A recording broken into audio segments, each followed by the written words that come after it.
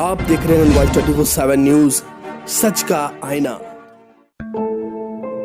हर साल की तरह इस साल भी नवंबर माह में आयोजित होने वाले यातायात माह 2020 का शुभारंभ पुलिस लाइन के यातायात कार्यालय पर आयोजित हुआ, जिसका शुभारंभ कार्यक्रम के मुख्य अतिथि रहे जिलाधिकारी बहराइच शंभू कुमार ने फीता काटकर व यातायात का संदेश देने वाले गुब्बारे को उड़ाकर और यातायात प्रचार सामग्री से सजी गाड़ियों को हरी झंडी दिखाकर किया। कार्यक्रम के मुख्य अतिथि का पुलिस अधीक्षक डॉक्टर विपिन कुमार मिश्र ने बुके देकर स्वागत किया। वहीं एसपी सिटी ने पुलिस अधीक्षक महोदय को बुके देकर, सीओ सिटी ने एसपी सिटी को बुके देकर, ट्रैफिक प्रभारी द्वारा आरटीओ महोदय को, सीएमएस महोदय को, सीओ सिटी महोदय को बुके देकर उनका अभिवादन किया गया।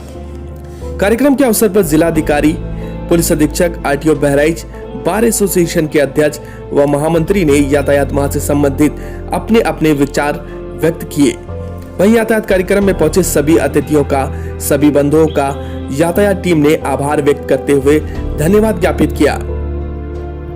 एनएन वॉइस 24/7 न्यूज आपसे ये अपील करता है कि यातायात नियमों का पालन करें, सड़क पर ओवर स्पीडिंग ना करें, गाड़ी चलाते समय मोबाइल का प्रयोग ना करें, लॉन्ग ड्राइविंग ना करें, ड्रिंक करके ड्राइविंग ना करें, यातायात नियमों की अनदेखी व उल्लंघन ना करें, जिससे आप भी सुरक्षित रहें और दूसरे भी सुरक्षित रहें। बहराइच से मोहम्मद अरशद के साथ नूर आलम वारसी की रिपोर्ट।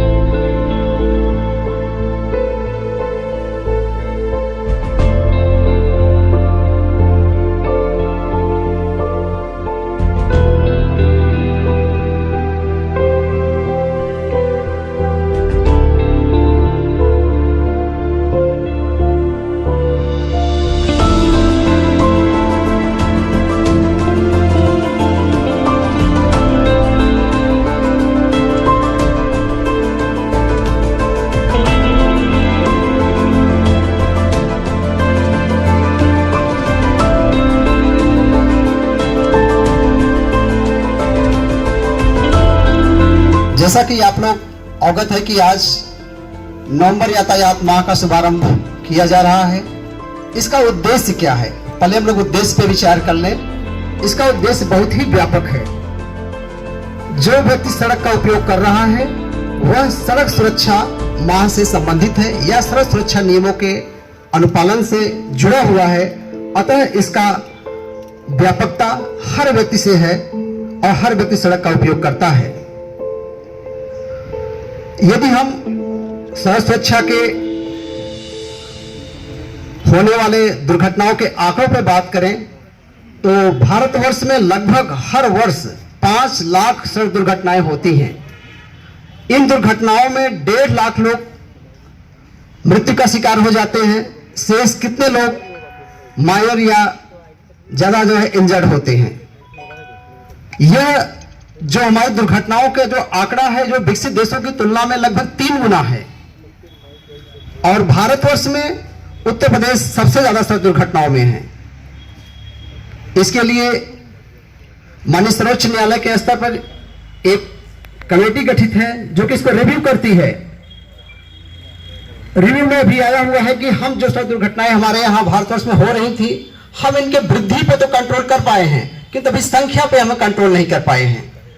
तो आज के इस शुभारंभ के अवसर पे हम लोगों को, जो भी समाज के हर व्यक्ति, हर नागरिकगण हर समाज से आए हुए हैं या मीडिया बंधु, हम लोगों का यह कर्तव्य बन जाता है कि जो सड़क सुरक्षा के नियम है, सड़क दुर्घटनाएं होती क्यों हैं। तो अभी भी जो है पहले नंबर पे तेज गति से वाहन चलाना प्रथम कारण बना हुआ है। दूसरे नंबर पे एक साथ ही लंबी ड्राइविंग का नया जो है कारण उभर के आया हुआ है कि लोग लंबी लंबी ड्राइविंग करते हैं, 2 घंटे 4 घंटे लगातार करते हैं और रात की ड्राइविंग करते हैं। इससे न उनका ड्राइविंग का ध्यान भंग होता है बल्कि निद्रा आने से भी सड़क दुर्घटनाएं होती हैं।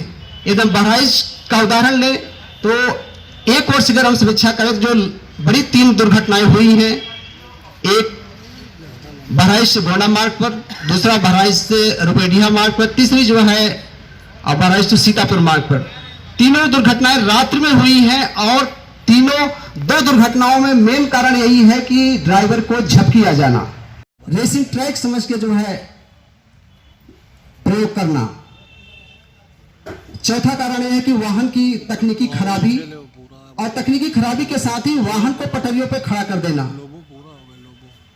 पांचवा कारण है रोड की इंजीनियरिंग, कहीं ब्लैक स्पॉट है, कभी अंधा मोड़ है, कभी रोड टूटी हुई से दुर्घटनाएं होती हैं। तो अगर पांचों कारणों को लें तो जो मानवीय कारणों से हैं, जो ड्राइवर की लापरवाही से प्रथम और द्वितीय कारण बने हुए हैं, तो हमें इस पे नियंत्रण करना होगा। इसके उपाय क्या है? इसके उपाय यही है कि गति सीमा हर रोड पर निर्धारित है। हाईवे पे, चाहे वो नेशनल हाईवे हो, चाहे स्टेट हाईवे हो, चाहे डिस्ट्रिक्ट की रोड हो, चाहे शहर के अंदर हो, यदि हम गति सीमा का अनुपालन करें, दूसरों को गति सीमा अनुपालन करने की सलाह दें, तो हम काफी दुर्घटनाओं में कमी ला सकते हैं। दूसरा कारण यह है कि मोबाइल फोन का प्रयोग करना और शराब पी के गाड़ी चलाना या कोई नशे से गाड़ी चलाना। बता रहे हैं कि जो नशे से गाड़ी चलाना है की संख्या है थोड़ी कम हुई है। प्रवर्तन की कार्रवाई जो पुलिस, परिवहन विभाग, शासन प्रशासन की चल रही है, उससे ड्रिंक एंड ड्राइविंग की दुर्घटनाएं थोड़ी कम हुई है। जय हिंद, जय भारत है। और उसकी जिंदगी का जो बचाव होता है अपने बच्चों के बीच में अगर जीवित जाता है तो श्रेय हमारे एसएनएस साहब को है, मंच पर आसीन है।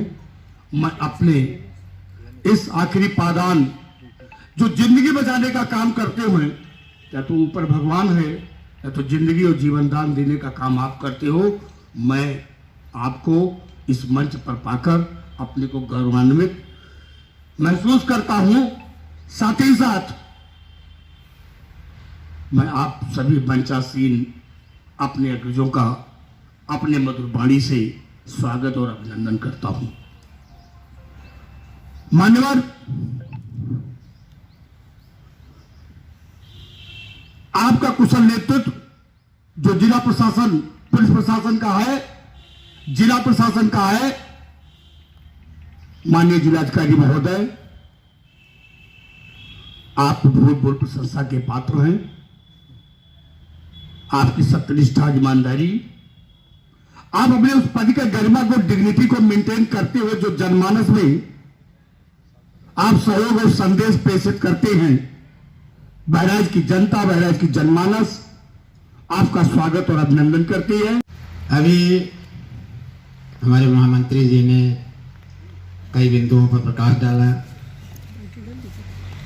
ये कार्यक्रम शासन की तरफ से हर वर्ष नागरिकों की सुरक्षा के लिए चलाया जाता है। लोगों के अंदर जागरूकता की भावना पैदा की जाती है, पोस्टर लगाए जाते हैं, रैलियां निकाली जाती हैं। इसके बावजूद भी आम नागरिकों के समझ में ये बात नहीं आती है कि यातायात नियमों का पालन किया जाए।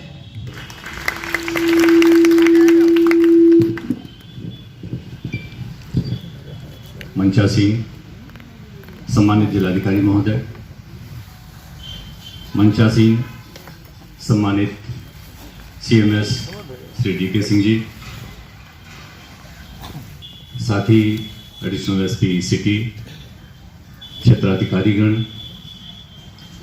बार के सम्मानित अध्यक्ष महोदय,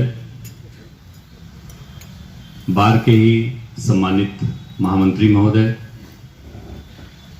सम्मानित मीडिया एवं यहाँ उपस्थित कुछ गिने चुने संख्या में मौजूद मेरे संवेदनशील महानुभावगण, गिनी चुनी संख्या का उल्लेख मैंने इस नाते किया कि अभी मेरे ARTO साहब ने यातायात माह के अपने संबोधन के दौरान जो चीज़ें रेखांकित की यातायात से संबंधित, उसमें कुछ आंकड़े उन्होंने ही पेश किए जो कि सही हैं। मैंने वहीं से बात उठाना वाजिब समझा। यातायात दुर्घटनाओं से प्रतिवर्ष भारत में मृत्यु दर 5 लाख से अधिक है और कोरोना जैसी विश्वव्यापी महामारी से भारत में होने वाली जो मृत्यु है वो लगभग 1 लाख से थोड़ी सी ज़्यादा है। अब आप ये देख लें कि गंभीर वाहन चालन की दुर्घटनाएं हैं या कोरोना है। और इतने गंभीर विषय पर मेरे ख्याल से आमंत्रण मैंने जिले के जो भी प्रतिष्ठित लोग हैं, संवेदनशील लोग हैं, अपने क्षेत्र को लीड करने वाले लोग हैं, आमंत्रण मैंने सबको भेजा था। लेकिन उसके बाद भी जो संख्या थी वो मुझे पीछे अपने रिक्रूट आरक्षी बैठाकर भरनी पड़ी। उतनी कुर्सियों में उतने लोग भी नहीं आ पाए। ये है हमारी जागरूकता और संवेदनशीलता का स्तर कि किन जो जीवन के लिए सबसे महत्वपूर्ण निर्णय होते हैं उसमें हमारा जो अप्रोच है वो कितना कैजुअल होता है। लेकिन कोई बात नहीं, अच्छी चीज़ों की शुरुआत बहुत थोड़े से लोगों से शुरू होती है। जिस क्रांति ने पूरे विश्व में लोकतंत्र की बुनियाद रखी, जिसे फ्रांस की क्रांति के नाम से जाना जाता है, उसकी भी शुरुआत 4-5 विचारकों के माध्यम से शुरू हुई और स्वतंत्रता, संप्रभुता, समानता का जो नारा था 3, वही पूरे विश्व में बाद में आने वाले समय में लोकतंत्र की बुनियाद बना। उसकी शुरुआत भी महज 4-5 लोगों से शुरू हुई थी। तो मैं निराश नहीं हूँ इतनी कम संख्या देखकर। मैं मानता हूँ कि यहाँ उपस्थित होने वाला आदमी अपने अपने क्षेत्र में एक लीडर है और वह एक लीडरशिप देगा इस यातायात से संबंधित नियमों को पालन। सम्मानित बार को संडे के दिन परेशान करने का कोई मतलब नहीं था, लेकिन मैंने यातायात प्रभारी से इंश्योर किया कि माननीय अध्यक्ष जी को और श्रीमान महामंत्री जी को बुलाना जरूर। और मैंने इंश्योर किया कि भाई कार्ड पहुंच गया है कि नहीं। खैर शाम को जब महामंत्री जी का खुद मेरे पास रिंग बैक आया तो मैं आश्वस्त हो लिया कि कार्ड उन तक पहुंच गया है। आपको बुलाने का दोनों महानुभावों का मेरा आशय बस इतना था कि कचहरी तारीख के लिए मशहूर है, पुलिस जो है देर से पहुंचने के लिए मशहूर है। तो जब भी हम चालान करके जुर्माने के लिए भेजते हैं, आप लोगों का, माननीय न्यायाधीशों का ये लक्ष्य रहता है महीने में जितने अधिक से अधिक केसेस का निस्तारण दिखाने के लिए सबसे अच्छा होता है माध्यम चालान का। हर थानेदार को बुलाकर मैं शब्द कहूँगा कि प्रताड़ित किया जाता है कि इतने चालान भेजो, टारगेट पूरा करना है। तो सम्मानित बार के माध्यम से मैं अनुरोध करना चाहूँगा कि जुर्माने के लिए तो तारीख डलवाइए, जितनी हो सके डलवाइए। मोटर एक्सीडेंट क्लेम के लिए बिना तारीख के निस्तारण करवाइए। अप्रोच ये होना चाहिए। अगर किसी का दुर्घटना हो गई है तो उसके परिवार को आर्थिक सहायता एक सुनवाई में मिल जाए, कोशिश हमारी होनी चाहिए ये। और बाकी जुर्माना भरने वाला पहले दिन जुर्माना भर के और फारिग ना होने पाए, उसको याद रहे कि पुलिस ने चालान किया था तो सही बात के लिए किया था।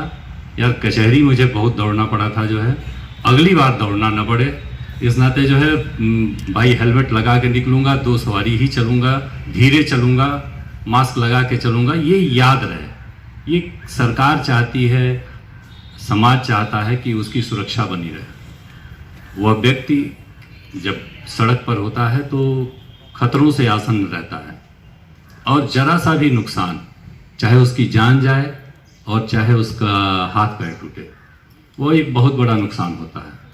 आपका एक हाथ, एक पैर, एक उंगली भी अगर टूट जाए तो जीवन भर जो उसकी भरपाई है वो नहीं हो सकती। फिर तो उसका मैनेजमेंट होता है, दवाओं से, बाकी चीज़ों से, बाकी सहायताओं से, केवल मैनेजमेंट होता है।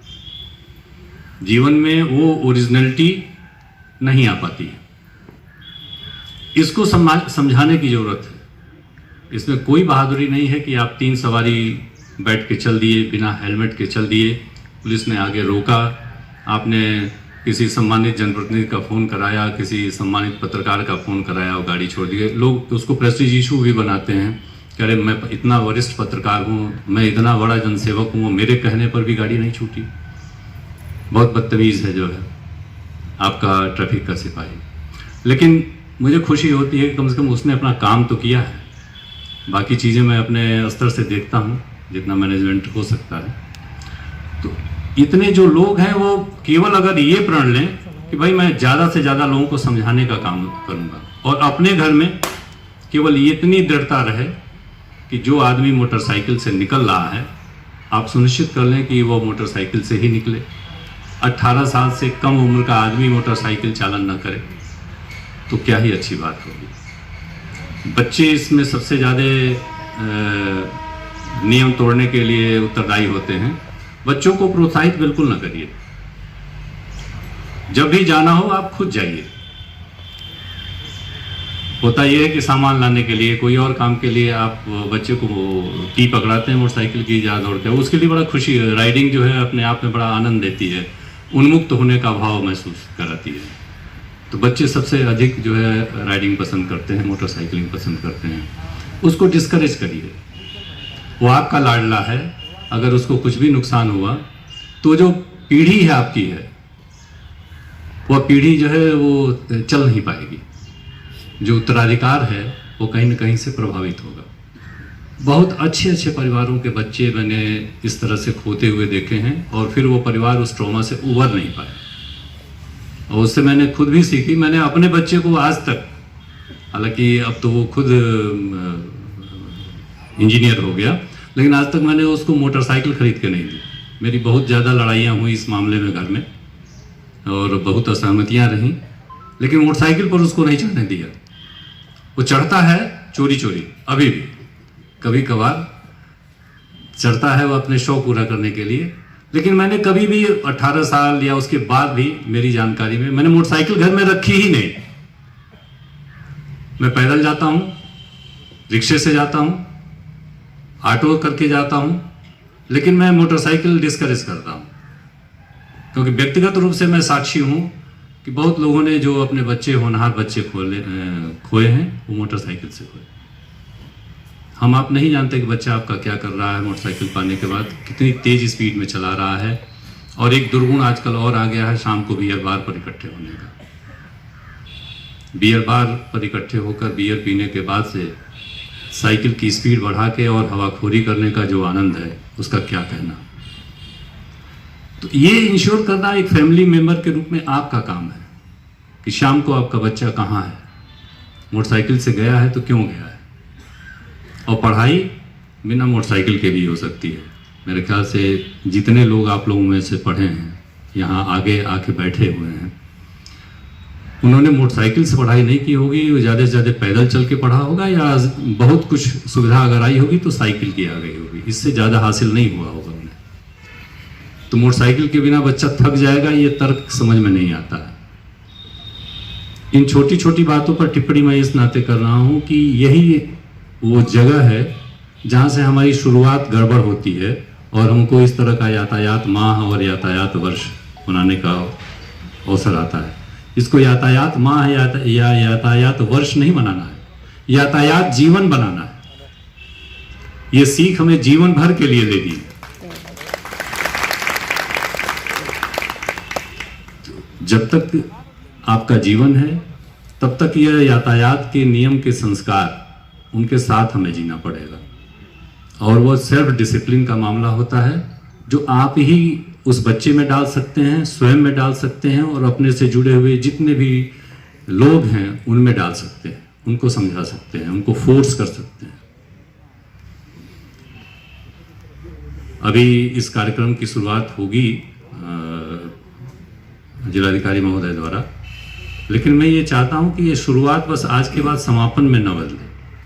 इसका आउटरीच जो क्षेत्राधिकारीगण हैं अपने अपने सर्किल में ग्राम प्रधानों के माध्यम से, सम्मानित जनप्रतिनिधियों के माध्यम से, वहाँ के चौकीदारों के माध्यम से प्रत्येक सर्किल में इस यातायात माह या इस यातायात अवसर का उपयोग करते हुए इसका आउटरीच बढ़ाइए जितना से अधिक। जैसे अभी मिशन शक्ति का कार्यक्रम हम लोगों ने बढ़ाया, वैसे ही इसका भी संचालन और इसका भी लोगों के बीच में संदेश प्रसारण का काम मैक्सिमम आउटरीच के साथ होना चाहिए, ताकि लोगों में एक ये भावना आए कि हम 3 सवारी रोक रहे हैं तो क्यों रोक रहे हैं, हेलमेट के बिना चालान कर रहे हैं तो क्यों कर रहे हैं, और ऐसे करने से क्या खतरे होंगे। वो बोध पैदा करने की ज़रूरत है। तो मैं जिला क्षेत्राधिकारीगण और उनके साथ के मजिस्ट्रेटगण से भी अनुरोध करूंगा कि इस ओर भी मुहिम चलाने की ज़रूरत है और अत्यंत गंभीर होने की आवश्यकता है।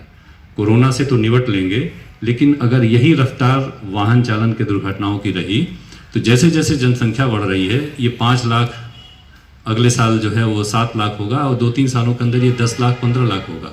जीवन की अमूल्यता के प्रति हमारा जो बोध है वो बिल्कुल शून्य है।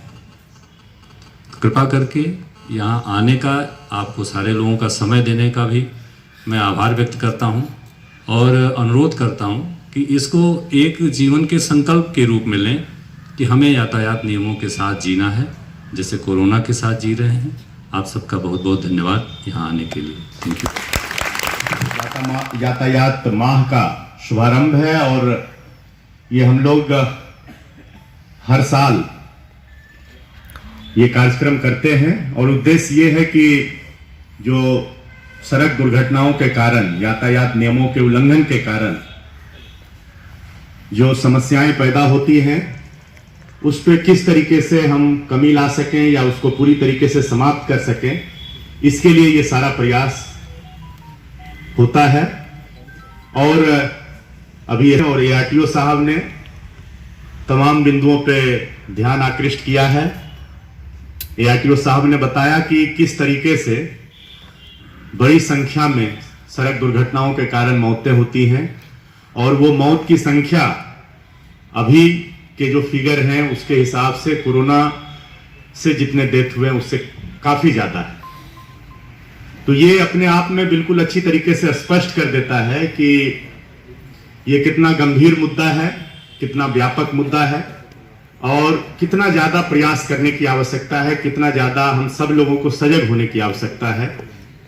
तो इस सिलसिले में ये कार्यक्रम अत्यंत महत्वपूर्ण है और किस तरीके से दुर्घटनाओं में कमी लाई जा सकती है, यातायात को अच्छी तरीके से संचालित किया जा सकता है, ये नियम हर किसी को पता है कि नशा करके वाहन नहीं चलाना है, ज्यादा स्पीड में वाहन नहीं चलाना है, हेलमेट पहनना है, सीट बेल्ट लगाना है, मोबाइल का प्रयोग नहीं करना है। ये सारे जो यातायात संबंधी सावधानियां हैं, जो नियम हैं, वो सबको पता है। लेकिन उसके बावजूद भी अगर आप आज ही अगर इसका एक्सपेरिमेंट करके देख लें कि जब आप रोड के किनारे खड़े हैं या रोड पे आपका वाहन भी चल रहा है तो आपके सामने से गुजरने वाले जितने भी वाहन हैं उस पे बैठे लोग किस तरीके से यातायात के नियमों का सीधा सीधा उल्लंघन कर रहे हैं, कितने % लोग नियमों का पालन कर रहे हैं, कितने % लोग नियमों का पालन नहीं कर रहे हैं, तो आपको समझ में आ जाएगा कि कितनी सबको जानकारी है नियमों का, लेकिन जागरूकता के अभाव में या उदासीनता के कारण, लापरवाही के कारण उसका उल्लंघन लगातार होता रहता है। किसी भी समय आप देख लेंगे 30%, 40% लोग और कभी कभी 50% तक लोग या तो हेलमेट नहीं पहनते हैं, 4 पहिया वाहन है तो सीट बेल्ट नहीं लगा होता है। उसके अतिरिक्त वाहन को कहां पे स्पीड में रखना है, कहां पे स्लो करना है, कहां पे खड़ा करना है, कहां पे खड़ा नहीं करना है, इन सारे चीजों का बहुत धड़ल्ले से उल्लंघन होता रहता है। तो इसके बारे में अगर इस समस्या का हम समाधान ढूंढना चाहें तो 2 ही तरीका है इसका समाधान का। एक तो जो है जागरूकता, और जागरूकता कभी कभी ऐसी होती है कि अगर हमें पता भी है, जैसे तोता रटता रहता है और शिकारी के जाल में दाने के लिए फंसता रहता है, तो हमें बहुत चीजें पता होती है, हम रटते रहते हैं, लेकिन वो हमारे जीवन में हमारे व्यवहार का हिस्सा नहीं बन पाता है। तो नियमों का हमें जानकारी है, वो हमारे जीवन का हिस्सा बने, हमारे व्यवहार का हिस्सा बने, ये बहुत ज्यादा जरूरी है। नहीं तो तोता की तरीके से हम रटते रहेंगे नियमों का और दुर्घटनाएं उसी तरीके से होती रहेंगी। तो जागरूकता के लिए बहुत ठोस तरीके से जागरूकता पैदा करने की जरूरत है, प्रभावी तरीके से जागरूकता पैदा करने की जरूरत है, जो हमारे दिलो दिमाग पे असर करे, सिर्फ हमारे मेमोरी का हिस्सा ना बने कि हमें तो याद है सारे नियम, वो हमारे जीवन शैली का हिस्सा बने, ये ज्यादा आवश्यक है। मैं एक उदाहरण देके और कभी कभी ये बहुत ही गंभीर रूप से चिंतन का विषय होना चाहिए कि कोई चीज हमें जानकारी है, फिर वो हमारे जीवन शैली का या वो हमारे व्यवहार का हिस्सा क्यों नहीं बन पाता है। बहुत सारे लोग जो गुटखा खाने वाले आदत अपनाए हुए हैं और उसके कारण कैंसर होता है, सबको पता है। गुटखा खाने वाले लोग को ज्यादा पता होता है क्योंकि उनके शरीर पे असर होना शुरू हो जाता है, लेकिन जानकारी होने के बावजूद भी वो चीजें छूटती नहीं है। तंबाकू खाना छूटता नहीं है, नशा करना छूटता नहीं है। उनको भी पता होता है कि ये हमारे शरीर के लिए, हमारे जीवन के लिए कितना नुकसानदेह है। तो ये एक चिंतन का विषय होना चाहिए कि कुछ चीजें जो हमें जानकारी होती है लेकिन वो हमारे व्यवहार का हिस्सा क्यों नहीं बनता है, ये हमें सोचना चाहिए। जैसे मैं कल ही वाल्मीकि जयंती के अवसर पे एक जगह पे रामायण पाठ था, तो मंदिर दर्शन करने गया था, उस कार्यक्रम में शरीक होने गया था। तो वहां पे किसी पुलिस के अधिकारी को यह बताने की जरूरत नहीं थी कि मैं मंदिर के अंदर जूता खोल के प्रवेश करूं। वो स्वतः वो व्यवहार अपने आप हो जाता है। तो वो एक्टिविटी के लिए किसी पुलिस अधिकारी की जरूरत नहीं पड़ती है, लेकिन हेलमेट पहनवाने के लिए, सीट बेल्ट लगवाने के लिए, स्पीड को कंट्रोल करने के लिए पुलिस अधिकारी की आवश्यकता पड़ती है। तो उसमें अगर आप देखें मंदिर में जो हमारा व्यवहार होता है कि हम जूता खोल के, चप्पल खोल के प्रवेश करते हैं, तो कहीं ना कहीं वो हमारे चिंतन में वो रहता है कि एक तो जो है एक अच्छी आदत के रूप में कि ईश्वर के प्रति हमारा सम्मान है, तो उस जगह पे हम अपने जूता चप्पल खोल के जाएं। दूसरा ये डर भी लगता है, एक अपराध भाव होता है, अपराध बोध होता है कि अगर हम इस पवित्र जगह पे इस तरह की चीजें लेकर जाएंगे तो ये पाप होगा, ईश्वर हमें माफ नहीं करेगा। ये एक अंदर चिंतन में बना रहता है। और हर कोई जानता है कि ईश्वर सब जगह है, ईश्वर की नजर हर जगह बनी रहती है, हर किसी पे बनी रहती है। तो उस तरह की गलतियां हम नहीं करते हैं। और जो सड़क के नियम है, यातायात के नियम है, पुलिस हर जगह नहीं हो सकती है, हर रोज हर जगह पे नहीं हो सकती है, हर समय नहीं हो सकती है। तो जहां मौका लगता है हम उसका उल्लंघन कर देते हैं। तो हमें उसी तरह का चिंतन कि मंदिर के प्रवेश के समय अपने आप जूता खुल जाता है, चप्पल उतर जाता है, उसके लिए किसी इंस्ट्रक्शन की या इन्फोर्समेंट की आवश्यकता नहीं पड़ती है, वैसे ही ये जो यातायात के नियम है गंभीरता से, गहराई से हमारे चिंतन का, हमारे संस्कार का हिस्सा बने, हमारे चरित्र का हिस्सा बने, हमारे आचरण का हिस्सा बने, तब जाकर जो बहुत ज़्यादा हमें नागरिकों को उनकी सड़क दुर्घटना से बचाव के लिए इतना ज़्यादा जो प्रयास करने की आवश्यकता होती है, जो मशीनरी किसी दूसरे महत्वपूर्ण काम में अपना समय और ऊर्जा लगा सकती थी, वो इस काम में लगाएगी, वो बचेगा भी और समाज के लिए बेहतर होगा। तो हमें उस लेवल पे ले जाना है, और वो स्तर हम कैसे प्राप्त कर सकते हैं? ये नियम हमारे आचरण में, चरित्र में, संस्कार में शामिल हो जाए, इसके लिए जरूरी है कि ये बहुत इस पे बुनियादी काम करने की आवश्यकता होगी।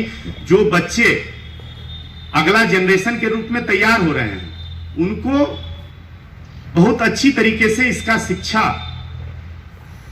देने की आवश्यकता होगी, इसकी शिक्षा अच्छी तरीके से देने की आवश्यकता होगी। और स्कूल में, परिवार में बच्चों को शिक्षा मिलती है दो जगह पे, स्कूल में, परिवार में, और समाज में जो चीजें देखता है वो।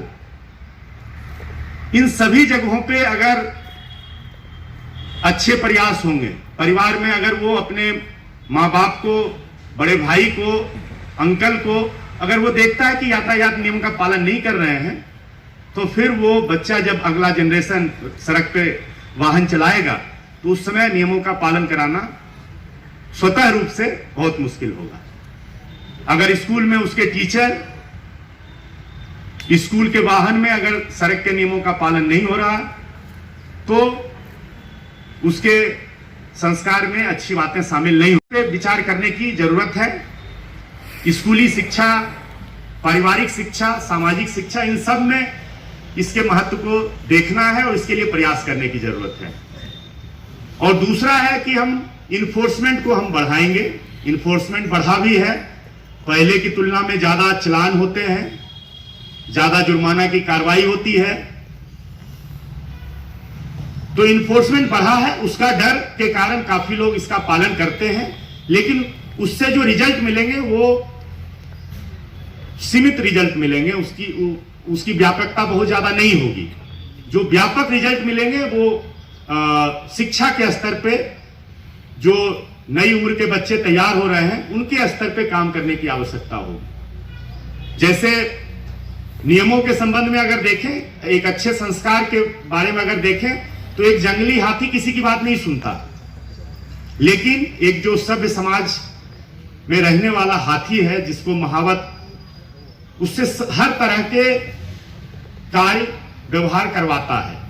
उठना है, बैठना है, शांत रहना है, खाना है, ये सारी चीजें। और हाथी की ताकत और महावत की ताकत में कोई तुलना नहीं है, लेकिन बचपन से ही उस हाथी को वो महावत हर तरह की सीख देता रहता है। छोटे से जंजीर से उसको अगर बांध देता है तो वो हाथी जंजीर तोड़ के बड़े होने पे भी नहीं भागता है, क्योंकि वो उसके संस्कार में, उसके चरित्र में, उसकी आदत का हिस्सा बन चुका है। तो बस जंजीर की उपस्थिति, चाहे वो जंजीर कितना भी कमजोर हो, हाथी आगे नहीं जाएगा। महावत की उपस्थिति में वो गलत हरकतें नहीं करेगा। तो इस तरीके से शिक्षा हमें अपने जो समाज के जो नए जनरेशन तैयार हो रही है, उसके शिक्षा के स्तर पे इस तरीके से हमें प्रयास करने की जरूरत है। जो कि सिविक रूल हैं, जो यातायात के नियम, इन सबको जो है बहुत गहराई से उनके संस्कार में शामिल कराना है, और ये जागरूकता के लिए प्रयास करने की जो बात है। और दूसरी तरफ जो है हम इन्फोर्समेंट को अच्छी तरीके से बढ़ाएं। और इन दोनों प्रयास के अलावे जो एसपी साहब ने चर्चा किया कि जब समस्या बड़ी होती है तो लगता है यार छोटी छोटी प्रयास से तो उसका कोई फायदा होना नहीं है, ये इतना, इससे क्या हो पाएगा। एक छोटे से कार्यक्रम से जो ये व्यापक समस्या है, इसका तो हल सोचना लगता है कि ये बेवकूफी है। लेकिन एसपी साहब ने जो लॉजिक बताया है कि बड़े से बड़ी क्रांति समाज की, बड़े से बड़े समाज के परिवर्तन जो है एक किसी छोटे संख्या के विचारकों के मन में आया और उस पर प्रयास शुरू हुए और बड़ी सी बड़ी क्रांति इतिहास के पन्नों में दर्ज हुई। तो हम लोगों को भी छोटे छोटे प्रयास शुरुआत करने चाहिए। जैसे अभी बार एसोसिएशन के अध्यक्ष जी, मंत्री जी ने बताया कि अगर इस पे एक पत्र उनको मिल जाएगा तो हर अधिवक्ता को उनकी तखत पे वो नोटिस, वो जानकारी पहुंचाकर उसके लिए जागरूक करेंगे। तो इसी तरीके से छोटे छोटे प्रयास करने हैं कि हमारे स्तर से कितना कुछ हो सकता है, और वो प्रयास करने से निश्चित रूप से सफलता मिलेगी। मैं ये मंगल कामना करता हूं, और आने वाले समय में हम लोग यातायात और सड़क पे अच्छी चीजें देखने को मिलेगी, जो अच्छे नागरिक के संबंध में है कि कहीं पे कोई बात होती है, एक तो नियमों के पालन करने के संबंध में, और दूसरा कहीं दुर्घटना हो जाती है तो उस समय भी हमें काफी सजगता दिखाने की आवश्यकता होती है, क्योंकि वो दुर्घटना के बाद हर मिनट वो दुर्घटनाग्रस्त व्यक्ति के लिए, जीवन के लिए बहुत कीमती होता है। अगर समय से वो हॉस्पिटल पहुंच जाता है और हॉस्पिटल में सही समय पे उसको इलाज मिल जाता है तो उसका जान बचाया जा सकता है, और 1 मिनट की भी देरी जो है उसके जान के लिए घातक हो सकता है। तो हमें उस दिशा में भी जागरूक होना है, संवेदनशील होना है, और ये सारे प्रयास करते हुए यातायात को बेहतर बनाने के लिए प्रयास करते रहना है। आए हुए सभी लोगों को बहुत शुभकामनाएं, बहुत बहुत धन्यवाद। गमराह में खड़े थे वहीं साथ वो लिए। वास्तव में ऐसा ना हो, ऐसा संदेश हमारे पुलिस अधीक्षक महोदय ने और आज के मुख्य अतिथि आदरणीय जिलाधिकारी महोदय ने दिया। एक कहावत भी है कि today I am visor than yesterday, कल से मैं आज ज़्यादा समझदार हूँ, क्योंकि कल से जो घटनाएं आज तक घटी हैं वो मुझे बहुत सबक देती है। तो मेरा ख्याल है कि आप इसी विश्वास के साथ कि कल जो आपने यातायात नियमों की अनदेखी की है, आज के बाद उनकी अनदेखी नहीं करेंगे, और आप अकेले भी चलेंगे तो कारवां अपने आप बन जाता है। ये भी एक कहावत है। NN Voice 24/7 news web news channel को सब्सक्राइब करें, और हाँ दोस्तों, बेल आइकन दबाना बिल्कुल ना भूलें, जिससे हमारी नोटिफिकेशन पहुंचे सीधे आप। NN Voice 24/7 news web news channel को सब्सक्राइब करें, लाइक करें, कमेंट करें, फॉलो करें और शेयर करना बिल्कुल ना भूलें। साथ ही नोटिफिकेशन बेल जरूर दबाएं, जिससे हमारी हर अपडेट की नोटिफिकेशन पहुंचे सीधे आप तक और आप रहें हर खबर से अपडेट। तो अभी सब्सक्राइब करें NN Voice 24/7 news web news channel.